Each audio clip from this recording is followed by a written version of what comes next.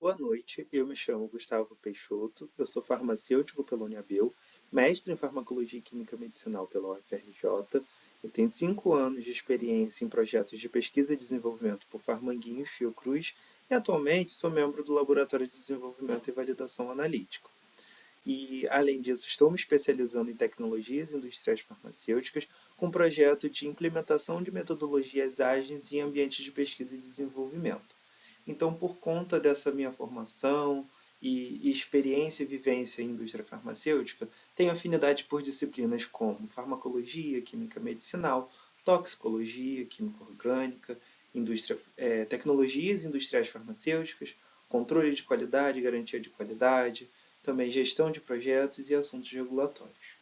Já em um âmbito pessoal, eu tenho bastante afinidade por atividades artísticas e também atividades ao ar livre. Né? Trouxe aqui algumas fotos para entender um pouco desses meus hobbies. Né? Pinturas em aquarela, trilhas, passeios, viagens.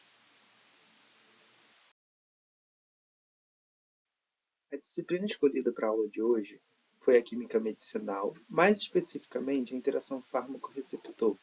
Então, essa é uma disciplina multidisciplinar que envolve ali a farmacologia, fisicoquímica, a química em si, bioquímica e até mesmo informática. Além disso, é um conhecimento muito importante para a indústria farmacêutica na busca por novos medicamentos. Iniciaremos a aula de hoje com um caso real, onde temos aqui representado uma molécula com atividade antimalárica, que foi utilizada como protótipo na busca por novas moléculas bioativas no tratamento dessa doença. E durante essa busca foi feitas modificações estruturais e, como podemos ver, a simples modificação, substituição desse átomo de nitrogênio por um átomo de carbono foi suficiente para elevar o log P, ou seja, a sua lipofilicidade, e também levar à perda de sua atividade. Porém, podemos ver que já quando a gente mantém esse átomo de nitrogênio e acrescenta um grupo volumoso nessa região, tem um ganho ali significativo na potência de 10 vezes, mesmo com o aumento também do seu log P. E esse aumento da potência é ainda mais significativo quando a gente olha aqui essa estrutura que mantém o átomo de nitrogênio, o grupo volumoso, que é o naftil, e acrescentam um grupo CF3 nessa posição do anel triazolo pirimidino. O log P é ainda mais elevado e a potência dessa molécula foi aumentada em 100 vezes. Curioso, né, o caso apresentado. Então, por que essas modificações estruturais impactam tanto assim na atividade ou na potência da molécula? Esse é o objetivo da aula. Ao final, seremos capazes de visualizar de forma clara por que isso acontece. Precisamos ter em mente que, no geral, um medicamento, quando ele é formulado é, como um sólido para ser administrado pela via oral, até ele chegar ao efeito farmacêutico, ele passa por 3 fases. Sendo a primeira a fase farmacêutica, que é ali a desintegração, a dissolução desse medicamento para ele ser absorvido. Temos a fase farmacocinética, que também pode ser entendida como o trajeto que esse fármaco ele vai fazer ao ser administrado, ou seja, ele vai ser absorvido, distribuído, metabolizado e, enfim, excretado. E a fase farmacodinâmica, que é o foco da nossa aula hoje, nada mais é do que a interação dessa molécula com uma biomacromolécula, né, um receptor. Então, esse medicamento, esse fármaco, ele para exercer o efeito terapêutico, sua atividade, ele precisa ali se conectar com um receptor.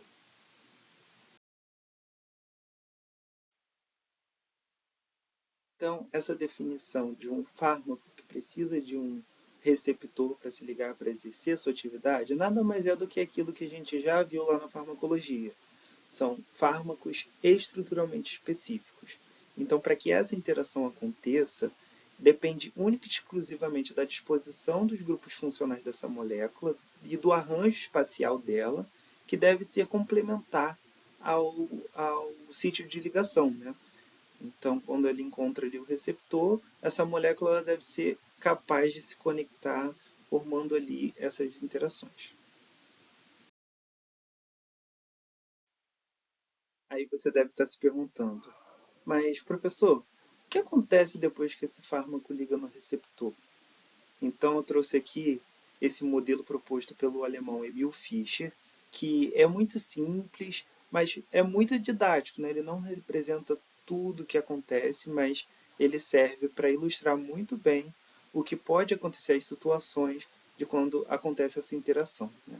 Então, aqui nós temos os três principais tipos de ligantes, que é representado nesse modelo chave-fechadura, onde o ligante é a chave e o receptor a fechadura. Então, nós conseguimos ver aqui o agonista natural, né, que é o ligante natural, ele foi desenhado pelo nosso corpo para isso, ele se liga nesse receptor perfeitamente, assim como a chave encaixa ali na fechadura e exerce uma resposta biológica. Além deles, nós temos os agonistas modificados, que são o quê? Estruturas, ali, moléculas que foram planejadas para se ligar nesse receptor.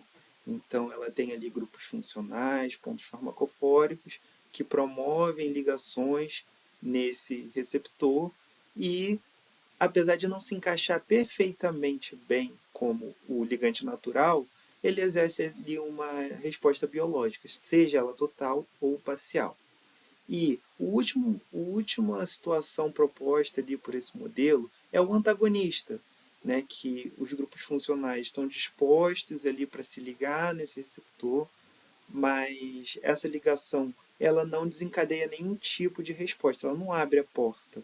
Ela só se liga ali e impede a ligação do ligante natural ou desse agonista modificado. Então, ela pode se conectar ali de uma forma competitiva ou não, né? E além dessas três situações, nós temos os moduladores alostéricos, que são moléculas que não se ligam ali no sítio ativo. Na verdade, ela se liga num sítio diferente e promove aqui uma modificação estrutural. Essa modificação estrutural do sítio ativo pode impedir a ligação desse ligante natural ou modificado, ou então facilitar. E assim a gente consegue visualizar os tipos de ligantes ali e suas respostas frente a essa interação.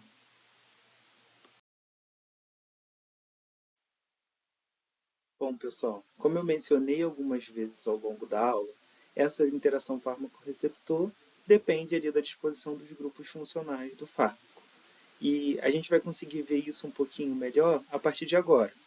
Então, vamos conhecer os tipos de interações que ocorrem entre esses grupos funcionais, esses pontos farmacofóricos ali no sítio ativo do receptor. Então, primeiro tipo de interação que pode acontecer são as forças eletrostáticas, que são resultantes de interação entre dipolos e ou íons. Então, sim, isso tem bastante ali da química orgânica, da química geral que a gente já estudou. Então, o primeiro tipo de força eletrostática que vamos conhecer é a interação iônica. Por quê? Em meio biológico, tanto o fármaco, grupos funcionais ali do fármaco, quanto resíduos de aminoácido do sítio ativo podem se encontrar da sua forma protonada, né? Então, ali, dependendo da sua carga, se elas forem opostas e da proximidade, isso cria ali uma força de atração entre elas.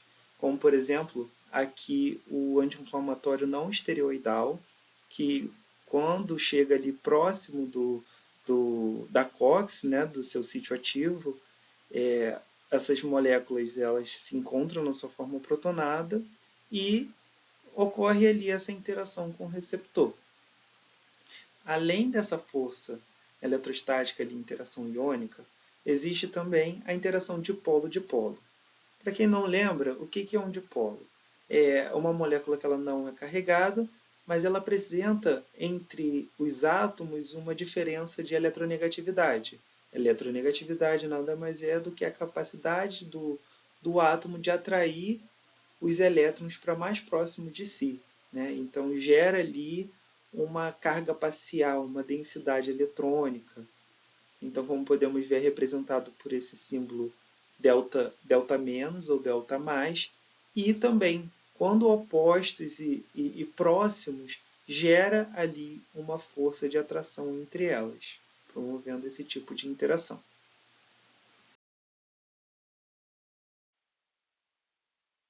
O último exemplo de força eletrostática é a interação do tipo íon-dipolo, né? Ela é resultante da interação de um íon, que é uma espécie carregada, e o dipolo, que é a espécie neutra. Como, por exemplo, aqui nós vemos a interação entre a prostaglandina com tromboxana sintase, né, que tem o grupo M ali na prostaglandina, que tem um ferro que está ionizado e cria uma força de atração com o átomo de oxigênio da prostaglandina. O mesmo acontece com esse outro ligante, o osagrel, né? Os átomos de nitrogênio, oxigênio, flúor são bastante eletronegativos. Então, na maioria das vezes, eles estão ali envolvidos nesse tipo de ligação.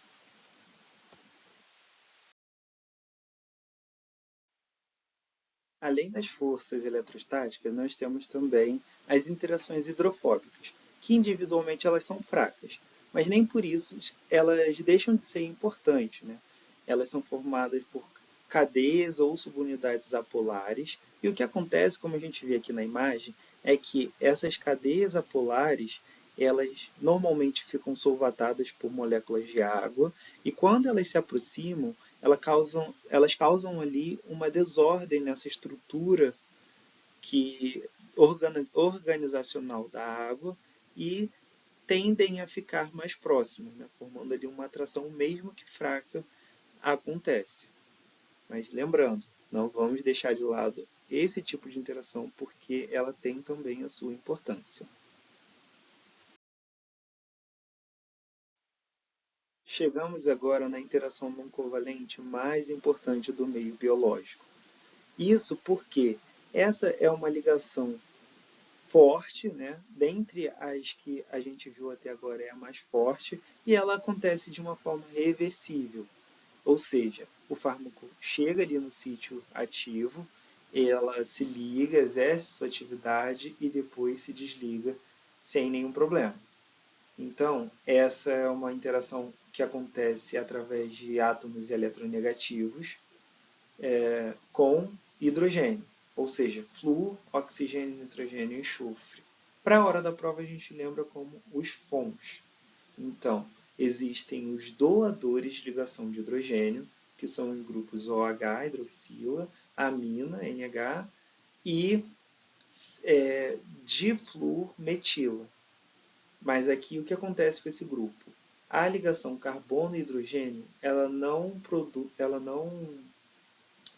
como eu posso dizer, ela não promove uma diferença eletronegativa tão forte para fazer com que esse grupo doe hidrogênio, seja um doador de hidrogênio.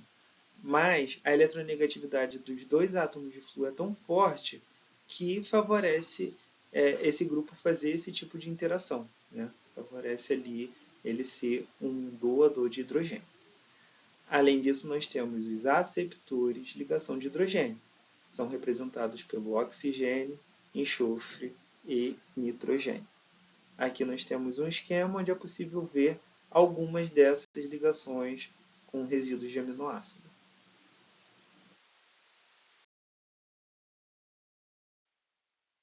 E por último, mas não menos importante, nós temos as ligações covalentes, que são ligações de alta energia, como a gente lembra lá da química orgânica, compartilha aliar com compartilhamento de elétrons nessa ligação, é formado um complexo fármaco-receptor que é raramente desfeito, né? Essa é uma interação muito forte que depende de uma energia muito grande para desfazer essa ligação.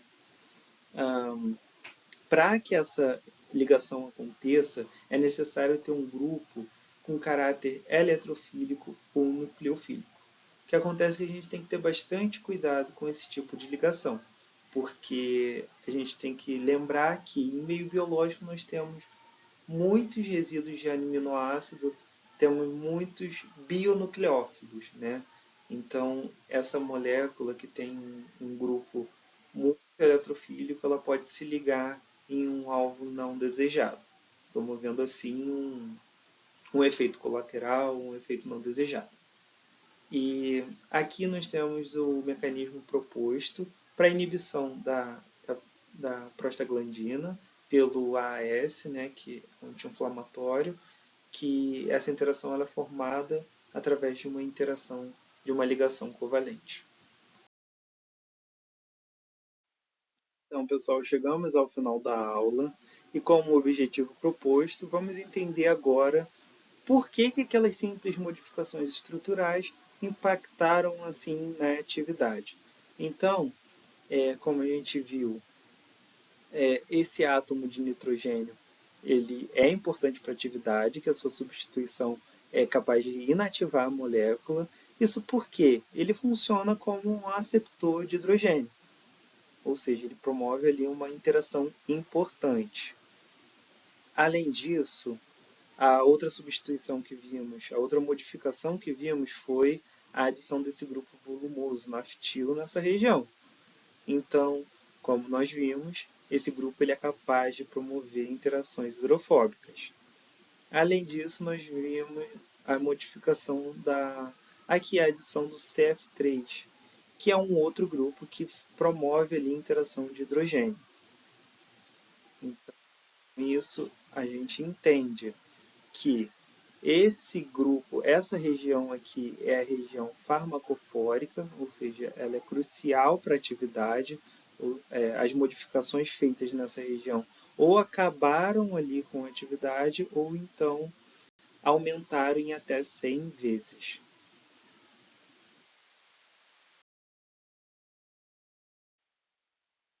Bom, pessoal, para exercitar um pouquinho do que a gente aprendeu hoje, eu trouxe como propósito de atividade para a gente reconhecer quais são os tipos de interações envolvidas entre o propanolol e o seu receptor beta-adrenérgico.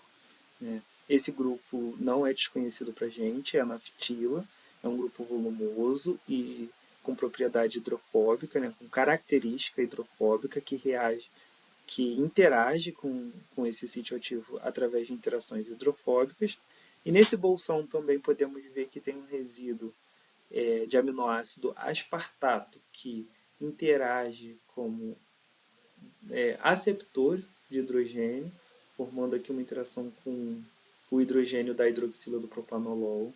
E apesar do que a gente pode imaginar, né, por ter uma amina e um oxigênio aqui formando o que parece uma interação de hidrogênio, na verdade, o que acontece é que o propanolol em meio fisiológico, ele desprotona, né, esse grupo, ou seja, ele fica carregado e devido a essa densidade eletrônica formada nessa região, elas interagem da forma através de uma interação íon-dipolo.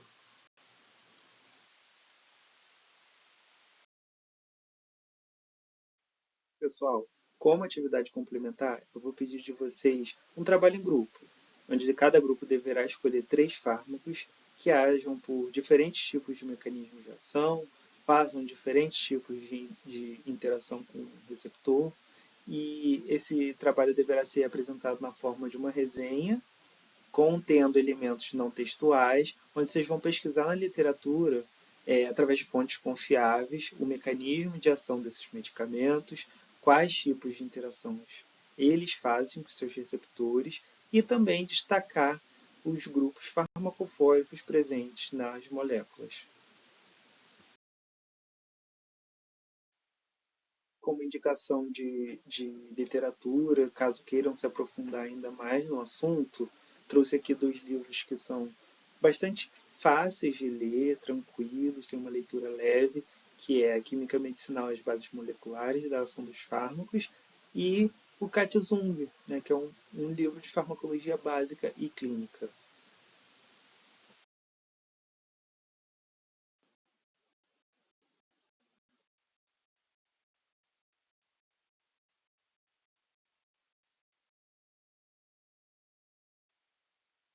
Bom, foi um prazer dar essa aula para vocês. É um assunto muito interessante, que desperta muito interesse, curiosidade.